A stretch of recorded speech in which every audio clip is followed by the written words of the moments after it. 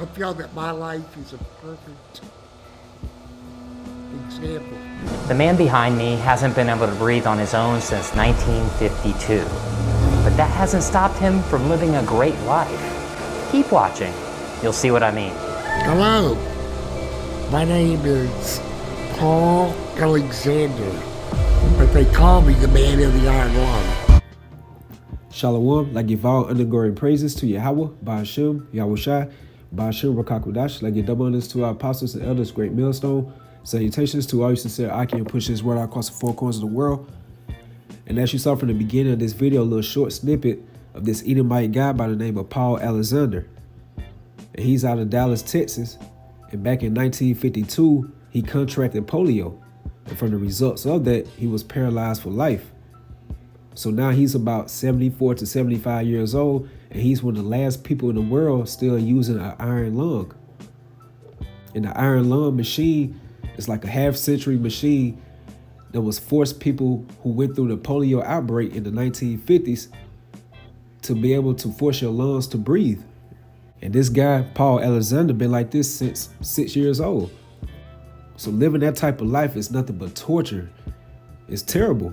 And through the spirit, it just makes me think about Yahweh Ba'ashem Yahushai, how he's a terrible power, which is contrary to how these different religions, especially Christianity, how they try to promote the Heavenly Father and his only begotten Son.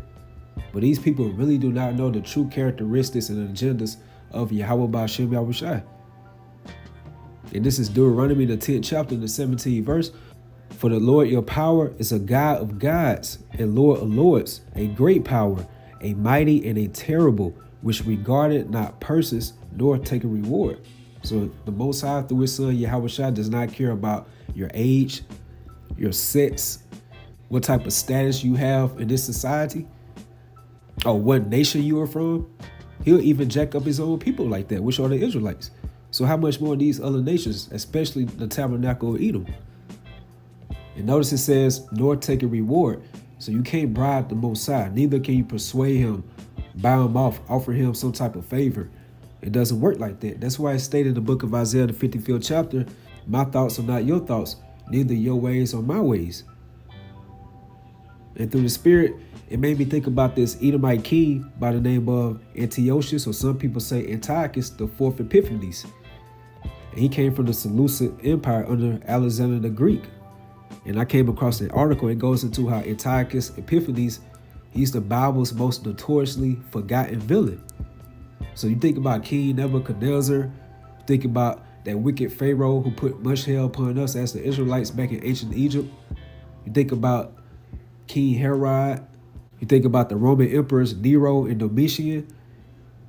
Even compared to them, they still stated that Antiochus Epiphanes, he was the Bible's most notoriously forgotten villain. And for most of us, we know the outcome story of him being very powerful and the great judgment that Yahweh Ba'ashem Yahushua brought upon him, put him through much suffering and torment. But for the ones of you that are watching and don't know the whole account of it, let's get it for edification's sakes. And this is the book. This is 2 Maccabees 9 verse 1. About that time came Antiochus with dishonor out of the country of Persia, which is modern day Iran. For he had entered the city called Persepolis, and went about to rob the temple and to hold the city, whereupon the multitude running to defend themselves with their weapons put them to flight. And so it happened that Antiochus being put to flight, other inhabitants returned with shame. Now when he came to Epatane, news was brought him what had happened unto Nicanor and Timotheus. Then swelling with anger, he thought to avenge upon the Jews the disgrace done unto him by those that made him flee. Therefore commanded he his chariot men to drive without ceasing and to dispatch the journey. The judgment of the Most High now following him, for he had spoken proudly in this sort, that he would come to Jerusalem and make it a common burying place of the Jews. Verse 5, but the Lord Almighty, the power of Israel, smote him with an incurable and invisible plague. Or as soon as he had spoken these words, a pain of the bowels that was remedialist came upon him, and sore torments of the inner parts. And that most justly, for he had tormented other men's bowels with many and strange torments. Verse 7, howbeit he nothing at all ceased from his bragging, but still was filled with pride. And that's just the whole MO of Esau Edom. You can just imagine this through the spirit that Yahweh Ba'Shem Yahushua is putting him through much suffering, torment, agony, and pain by that invisible plague for being very prideful and trying to come down on us as a people. But he still had the nerve to have some pride in his spirit. That's why it says in the book of Habakkuk, the 2nd chapter, his soul which is lifted up is not upright in him. And how he's a proud man, neither keep it at home. In the book of Proverbs, the 29th chapter, it says a man's pride shall bring him low. So let's link that up also with the book of Psalm, the 10th chapter, and the 4th verse. The wicked, through the pride of his countenance, will not seek after the Most High. The Most High is not in all his thoughts. Because Yahweh Ba'Shem Yahushua has raised up Esau Edom to be at that top level, that standard upon the earth where all these other nations want to flow into the ways of Esau Edom. So these elites of Esau Edom, they see the type of power that they have given to them by Yahweh Ba'Shem Yahushua. So it has raised up their countenance. That's why they have that God-type complex, because they've been doing wickedness and mischief throughout the world for so long. So I briefly went over some of the wicked accounts and abominable works that King Antiochus IV Epiphanes did to our people, wanted our people to conform into the Greek ordinances and leave off our practices, our heritage, our customs, and our welfare as Israelites serving Yahweh Ba'Shem Yahushua. That's why he outlawed the law of circumcision. And you had a lot of our people that rebelled against that wicked decree. And that led into a cultural civil war amongst the Jews or the Israelites and the Greeks. And you did have a lot of our people that did conform and comply into the ways of Esau Edom. Nothing is new under the sun. But you also had a lot of our people that stood upon their integrity and did not want to worship the image of the beast. So you fast forward to nowadays in today's time, where the elites of Esau Edom is pushing about trusting into the science, which is this vaccine, and that's going to lead into the microchip, which is the mark of the beast, according to Revelation 13 chapter and Revelation 14 chapter. Because it says in the book of Psalm, the 83rd chapter, they have taken crafty counsel against our people and consulted against our hidden ones. And the hidden ones are going into the Most High's treasure, which really are the elect of the nation of Israel, because 2/3 of our people are already compromised by the ways of Esau Edom. They are already following the fashion of this world. So they're compromised in the spirit. That's why a majority of our people are into voting, into going to church, into following that American dream. Already received the vaccine. But you have a chosen few out of the nation of Israel that's not going to worship into the image of Baal. And that's going to the hopeful elect. So just like the Most High played King Antiochus IV Epiphanes by plundering into that holy temple, and now we know the outcome of that, or what happened to him. So how much more in these last days, when Esau Edom, beginning with these elites, is going to come down with our people, that great wrath? And that leads me to the book of 1 Chronicles, the 16th chapter and the 22nd verse, saying, touch not my anointed and do my prophets no harm. So you go into the word anointed, it goes into a person chosen officially to do an important job. And that's the prophets of Yahweh Ba'Shem Yahushua, the hopeful elect, proclaiming the word of Yahweh Ba'Shem Yahushua throughout the four corners of the world. It says in the book of 2nd Ezra, the 16th chapter, they should be like mad men, sparing none, but spoiling and destroying those that fear the Lord. And the only ones that's going to fear the Lord in this day of time, in these last days, are the elect of the nation of Israel, those anointed. So just like the Most High played King Antiochus IV Epiphanes by plundering to that holy temple, how much more these elites of Esau Edom doing in this day of time into that holy temple, that spiritual temple? Which leads me to the book of 1 Peter, the 2nd chapter, and the 2nd verse just prove that we are the spiritual temple now. As newborn babes desire the sincere milk of the word, that ye may grow thereby, and so be ye have tasted that the Lord is gracious. Verse 4, to whom cometh as unto a living stone, disallowed indeed of men, but chosen of Yahweh and precious. And here's the point. Ye also as lively stones are built up a spiritual house and holy priesthood to offer up spiritual sacrifices acceptable to Yahweh by Yahweh Shai. So we're their spiritual house now. And our foundation is Yahweh Shai. So let Esau come with his martial law, his new world order decree, but at the end of the day, Yahweh Ba'Shem Yahushua is going to checkmate him. That's why it says in the book of Psalm, the 10th chapter, let them be taken in the devices that they have imagined. Because going back to the book of Psalm, the 83rd chapter, it says, come and let us cut them off for being a nation, that the name of Israel may no more be in remembrance. So they really want the elect of the nation of Israel, the ones that's truly serving Yahweh Ba'Shem Yahushua with integrity, not complying to the ways of the image of the beast. And this is 2 Thessalonians, the 2nd chapter. I'm going to start at verse 7. For the mystery of iniquity do already work, and the mystery of iniquity is speaking about Esau Edom. Only he who now let it will let until he be taken out of the way. And we are in that time right now, that transitional phase, that the elites of Esau Edom are about to be uprooted from their power seat. So he's going to be taken out of the way. And that's by the means of Yahushua coming back on his second return. Verse 8, and then shall that wicked be revealed. So he's being more revealed and more manifested now in this day of time. Like I always say through the Spirit, this is the movie of Yahweh Ba'Shem Yahushua. So just like you watch a regular movie, at the end, what happens? The truth comes out. Everything be manifested and revealed. So how much more the movie of Yahweh Ba'Shem Yahushua in this movie we call life? So everything is coming out to the forefront now. And that's by the prophets of Yahweh Ba'Shem Yahushua, breaking down those strongholds, and just also these different whistleblowers.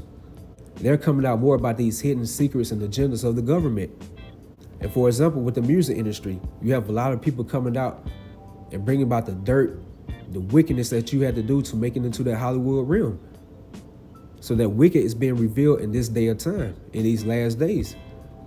It says, whom the Lord shall consume with the spirit of his mouth, which are the prophets of Yahweh Ba'Shem Yahushua, as it says in the book of Luke, the 1st chapter, as he spake by the mouth of his holy prophets, which have been since the world began, and shall destroy it with the brightness of his coming. So that's when Yahushua coming back with those hosts of angels, where these people call UFOs, which we know through the Spirit, they are the chariots of Yahweh Ba'Shem Yahushua, angels.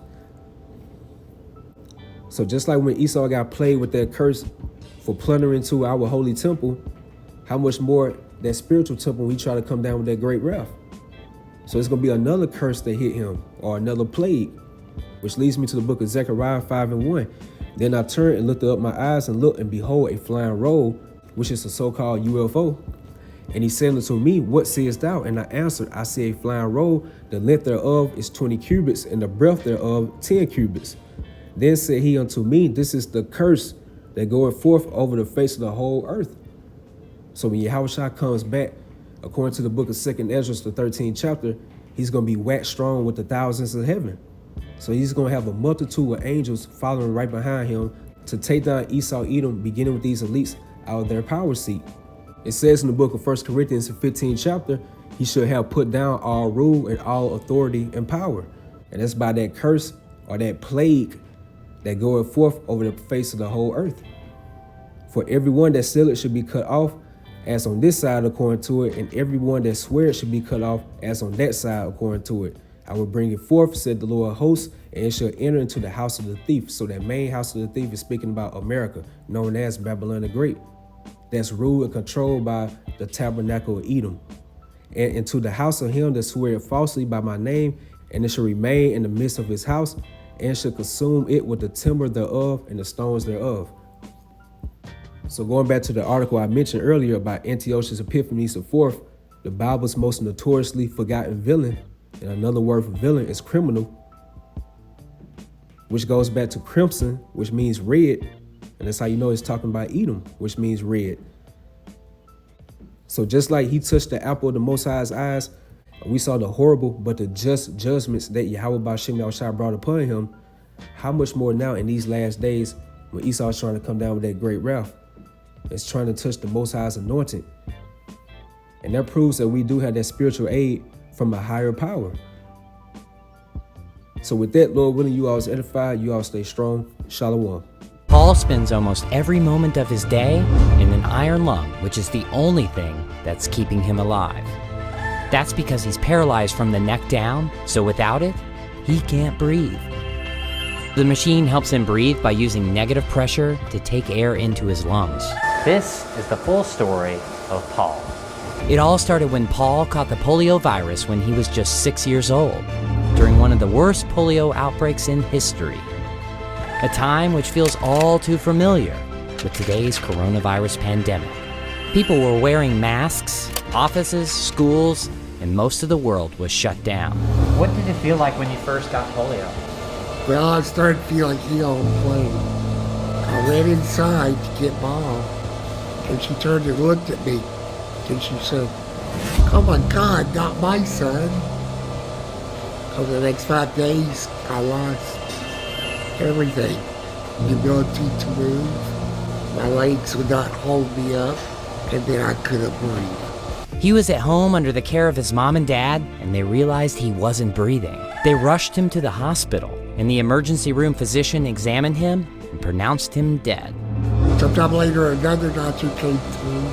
He picked me up, according to my mother, and ran upstairs with me, performed a tracheotomy, and put me in the iron lung.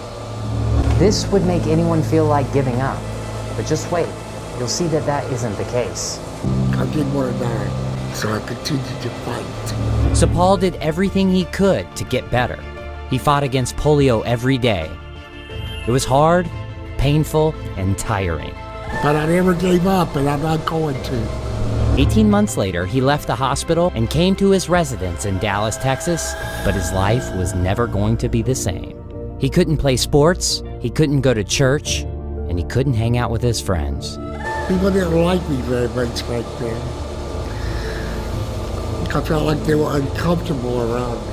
What did you do all day? Oh, the same thing everybody else does. I woke up, brushed my teeth, washed my face, shaved, had some breakfast.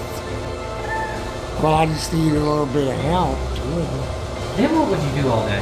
Well, I would read or study something, paint a picture or do some drawing. I hated just watching TV. Paul worked hard to graduate with honors from high school, but I did not get into college. They said that I was too crippled and did not have the vaccination. he didn't accept that. 2 years of tormenting them to death. They accepted me on 2 conditions. One, that I take the polio vaccine. And 2, that a fraternity would be responsible for me. Finally, something good happened. I wanted to be a lawyer for a long time. After years of hard work, Paul passed the bar and became a lawyer. And I was a pretty damn good one, too. But he didn't stop there. With the help of a pen attached to a stick, Paul wrote his own biography entirely with his mouth. So why write a book? To inspire thousands of people, just like you. No matter where you're from, or what your past is, or the challenges that you could be facing. You can truly do anything. You just got to set your mind to it. But work hard. Paul, what's your dream?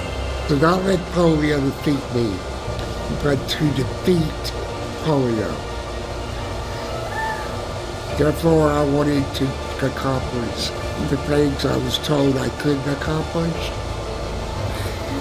and to achieve the dreams I dreamed. Paul may have an iron lung, but he has a golden soul and a diamond heart. My story is an example of why your past, or even disability, does not have to define your future.